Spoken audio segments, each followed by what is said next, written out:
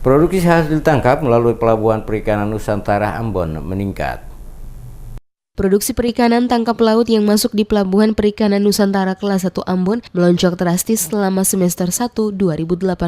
Selama periode tersebut, hasil tangkapan laut mencapai 1.542 kg, naik dibandingkan periode tahun 2017 lalu. Dari target yang ingin dicapai selama tahun 2018 sebanyak 3.107 ton. PLH Kepala Pelabuhan Perikanan Nusantara Ambon C. Warwaring mengatakan hasil tangkapan laut didominasi berbagai jenis ikan seperti cakalang, tuna, komu, ikan kembung, cumi, dan udang. Warwaring mengatakan sedikitnya ada 171 kapal yang bersandar di Pelabuhan Nusantara Ambon periode semester pertama 2018.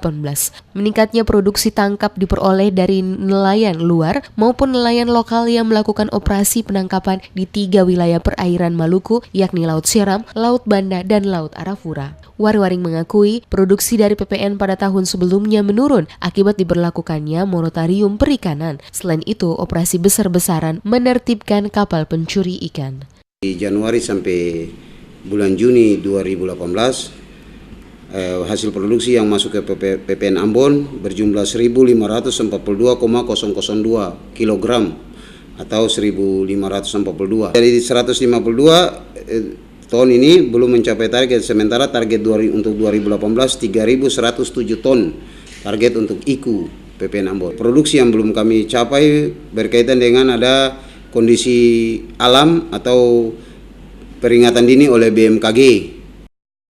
Meningkatnya produksi ikan di PPN Ambon tidak terlepas dari berbagai faktor, diantaranya daya dukung dan gudang penyimpanan maupun lainnya. Faktor pendukung lain adalah ketersediaan air bersih, es balok, dan bahan bakar minyak yang terus ditingkatkan oleh PPN Ambon. Ia menambahkan hasil produksi ikan tersebut akan diekspor dalam wujud udang beku ke Jepang, Hong Kong, Taiwan, dan Thailand, serta dalam bentuk ikan beku ke Jepang, Korea Selatan, dan Thailand. Meningkatnya produksi tangkapan laut yang tercatat dari nelayan-nelayan nasional akan menguntungkan keuangan negara baik berupa pajak maupun penerimaan negara bukan pajak.